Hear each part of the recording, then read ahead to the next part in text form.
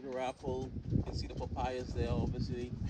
Lemongrass, fever grass. The big tall trees in the back there are mangoes, plantains, bananas, sugarcane, carrots, beets, sweet potatoes.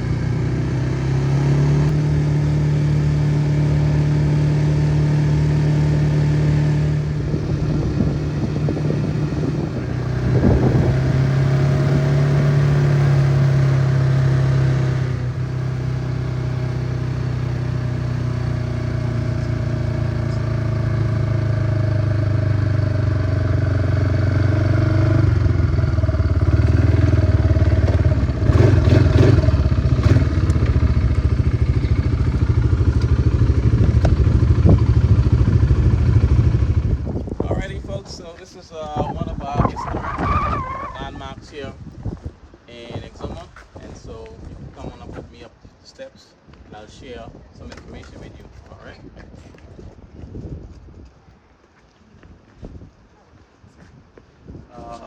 Building here is one of our historic buildings in the community. This is the St. Margaret's Anglican Church here in Hearts, and it is one of the older buildings we have on the island. Definitely one of the older churches. It was built here in 1848, and it's still used today as a place of worship. And so every Sunday morning, parishioners, we call them, from around this surrounding neighborhood, make their way out here for Sunday morning mass. This church is also still used and has been used for many years as a hurricane shelter. And so if in the event, God forbid, there's a hurricane headed towards EXUMA, and persons around here feel like their homes are not strong enough to withstand the hurricane force winds, they do have the option of seeking refuge in here, or if they are in a low-lying area that could possibly flood, they can come here also. But the reality is, most people ride the storm out at home. Sometimes it works out, and sometimes it doesn't. But that's a chance they're willing to take. And so the walls in this building are probably about a foot thick. I've lived here all my life, except for the 4 years I spent in Virginia to college. But all the storms that I've been through, I've only done minor damages here. And so all of this stuff wasn't here. One summer we had some young adults from the U.S. on a mission trip, and they came down here and they added this covering and all of this little aesthetics around here as a project. And so yeah, but the Anglican Church in the Bahamas is recognized as the state church. It is the Church of England, and the Bahamas used to be a British colony for many years until 1973 when we gained independence. But the church today is still recognized as the state church in the Bahamas. And so, for example, if we have a parliamentarian or someone of that stature who dies, they would usually have a state funeral for them, and it's paid for by the state. But most of those funerals will take place in Nassau, at the cathedrals in Nassau. That's even older than this one. Some of them have been around from the 1600s. And so, but that was the British way of establishing the towns and the communities when they colonized these islands. They had a cathedral built in every city throughout the Caribbean.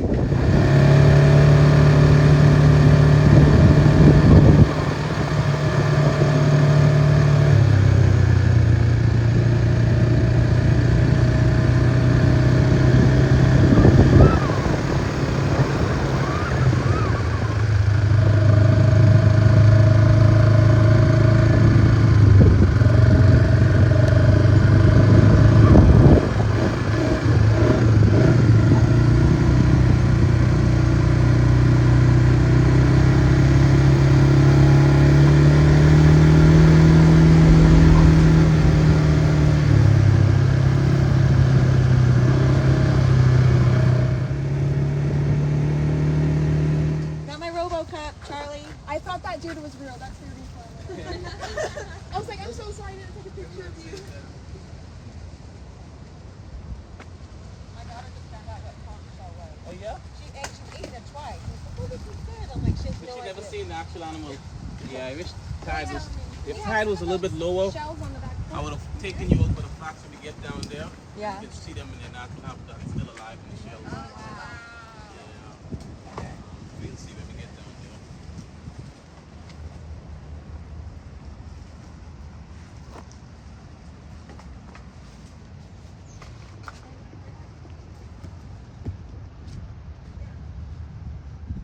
Steventon here is one of our historic communities here in the Bahamas actually.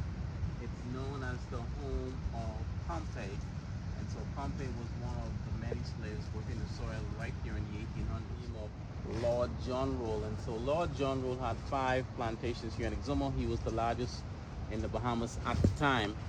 And so he had an overseer who managed these plantations for him. He never really visited the Bahamas. And so what happened here in Steventon, EXUMA, was that overseer decided that he was going to try and move 77 of those slaves from here in Steventon and take them to Cat Island, which is one of the other islands to the Bahamas. And he had only given those people about 10 days, and then he was going to move them. And so some of them had animals in their care, some of them had crops in the field that they would have to leave behind, and then there were women with very young babies. And so those people didn't really want to just pack up and leave EXUMA so abruptly. And so Pompey, our 32-year-old slave, rose up and he said, "We shall not be moved," and he led a revolt. Some people call it a protest because it was not a fighting, brutal kind of revolt. It was more of a protest. And so he led a band of slaves through the bushes. About 43 of them joined him, and they stayed there for about 5 weeks until their food and their water supplies were completely exhausted. And then he came out of the bushes and he said he needed to get into Nassau to let the governor in Nassau know what was happening here. And since the governor in Nassau, he's known to be a bit more compassionate. And so he came up with a plan, and he took one of the overseer's small salt boats, and in the dark of the night he set off from right there in that little cove there, the small boat. And where the water is there. We're going to ride out there afterwards, and you'll see where he took off from in a small boat and headed for Nassau. When he arrived into Nassau, they were apprehended and placed in a small jail cell for about a week, where he was punished publicly in Nassau. And so he was still able to get the message across to Governor Smith in Nassau. And so when Governor Smith heard about this situation in EXUMA, he did his investigation and he concluded that the transfer was illegal and it was not right. And he was very upset that these people had a few days just to leave EXUMA and never to return. And so he ordered them to take Pompey back to EXUMA and told them to allow those people here in Steventon to remain here.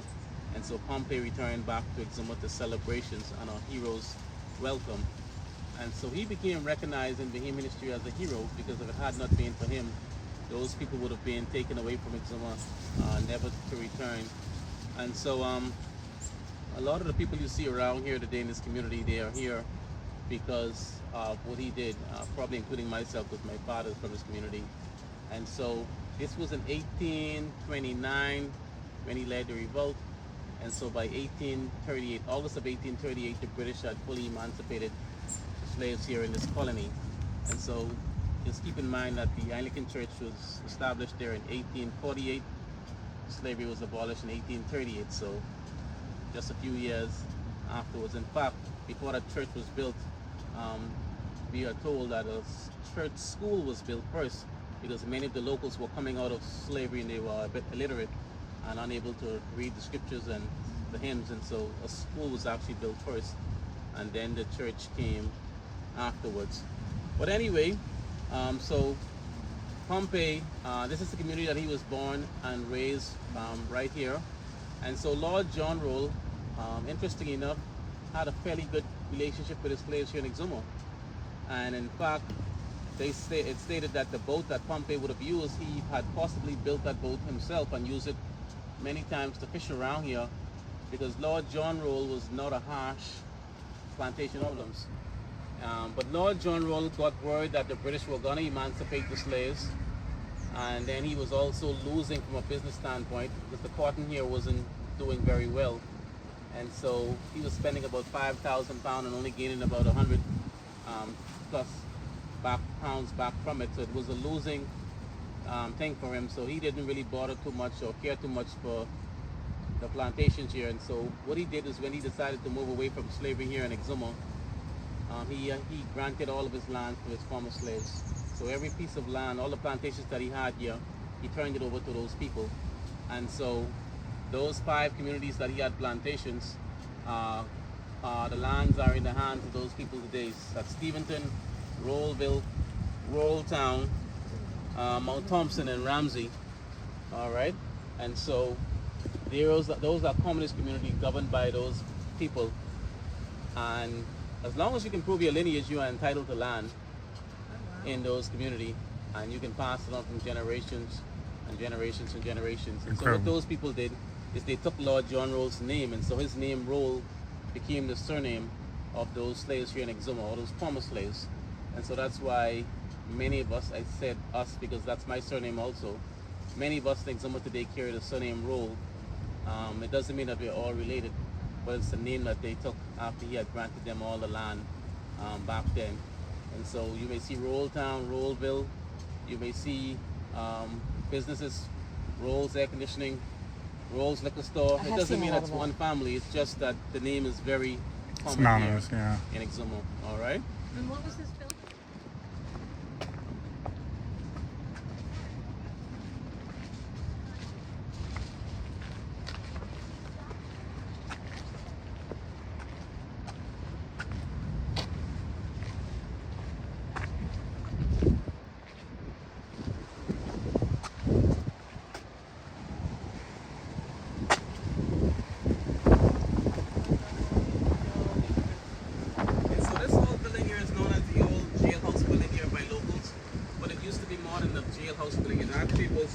An administration building that was built here by the British in the late 1800s. So this was built after slavery was already abolished here. And so that larger portion used to be a small court and a post office. And we had a stipend magistrate who would come here by boat and deal with the cases here. And at the very back where that window is, there's a window on each side. Those are the holding cells. And so there's where they would place the bad guys and the bad ladies at that time. But it never was really packed or crammed. They only had small petty crimes. Maybe 1 or 2 persons would be in there. Stuff like stealing someone's goat, but nothing serious. And so it's very similar to today in EXUMA. It's usually small petty crimes, nothing serious here. And so even though our population has been growing over the years, thankfully the crime hasn't been growing with the population, because that's always a concern when we see new people migrate here, you know, because you don't know. What is your current population? Well, the last time they said it was 7,000 plus.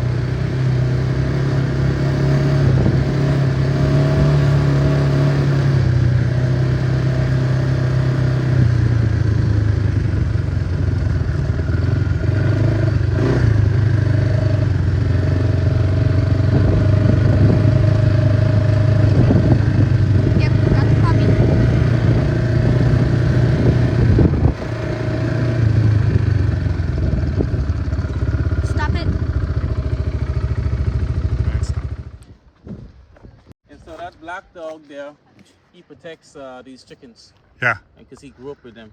Do you have, what predators do you have? Bobcats or ringtail cats or? The biggest predators are dogs, stray dogs. Stray dogs. They'll come and They'll grab a chicken, they'll yeah. grab a chicken. Yeah. And so this way he keeps them inside here. Sometimes he let them out, and some of them get left out. But he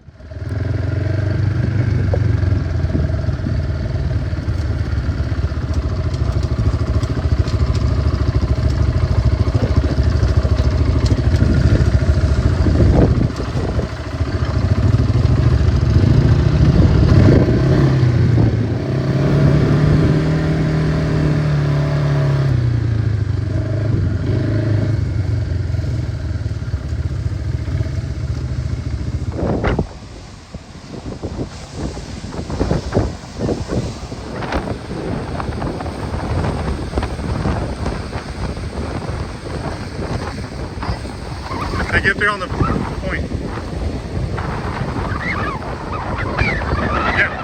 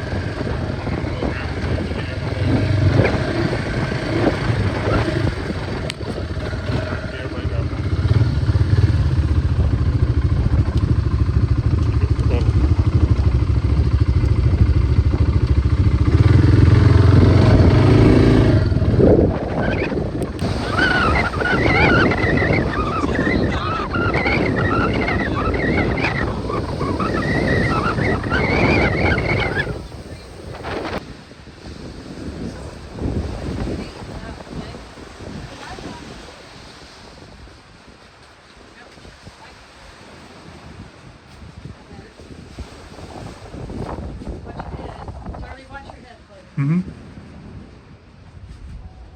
Tell Papa to watch his head. Papa, watch your head. Wow. Looking for snakes. Snakes? Huh? I was looking to see if any of the huge hermit crabs were. Watch your head. See that? Oh yeah. I- Huge hermit crabs living here too. Watch your head.